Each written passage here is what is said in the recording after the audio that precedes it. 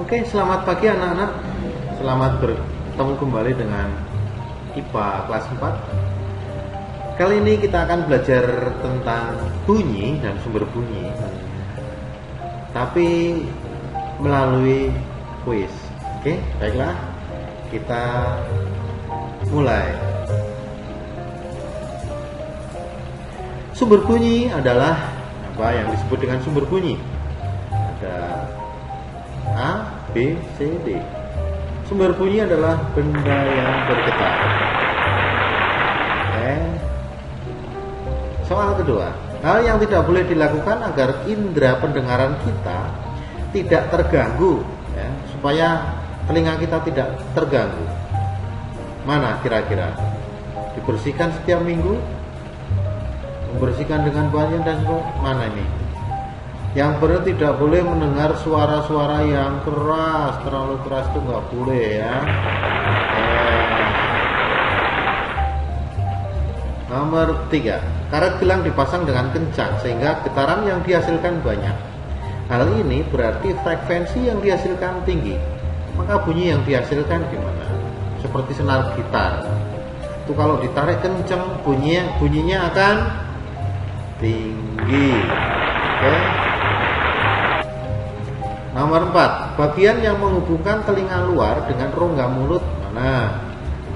Ada lagu guna daun telinga mengumpulkan suara, sedang rumah siput itu disebut koklea, gitu. Dan seterusnya. Kamu sudah diberi pelajaran tentang itu.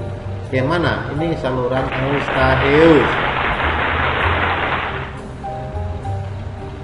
Nomor 5, bagian paling luar dari telinga kita mana? Yang paling luar dari telinga kamu? Yang suka dijewer mana? Daun telinga.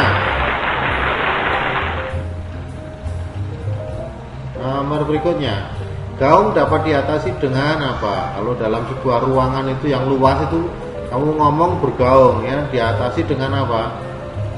Melapisi dengan peredam bunyi.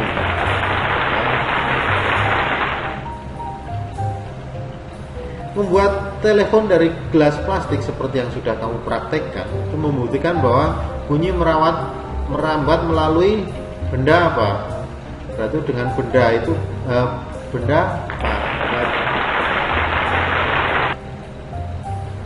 Bagian telinga yang berfungsi menerima rangsang bunyi dan meneruskan ke bagian yang lebih dalam. Mana ini? Dalam lagu tadi ada mana? Meneruskan rangsang bunyi dan meneruskan ke bagian yang dalam adalah gendang telinga.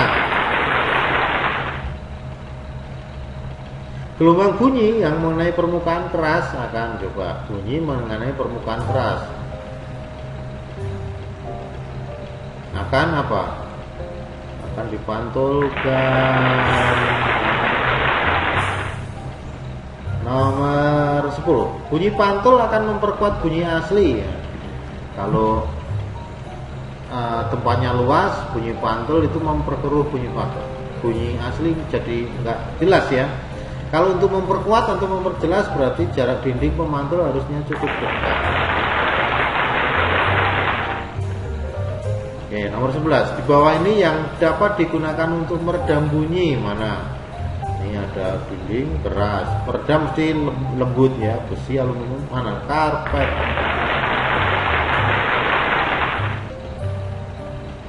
Daun telinga berguna untuk, tadi sudah lagu guna daun telinga mengumpulkan suara. Wah, langsung gitu, ya. Bagus. Nomor 13, bunyi yang berfrekuensi rendah di bawah 20 Hz ya disebut apa?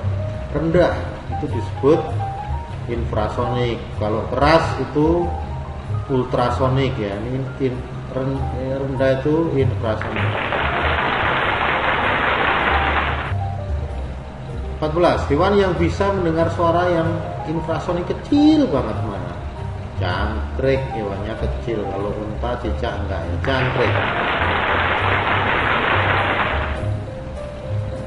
Bunyi yang frekuensinya antara 20 sampai 20.000 hektosia disebut apa? Ini tengah-tengah. Berarti ini yang mendengarkan manusia bisa dengar.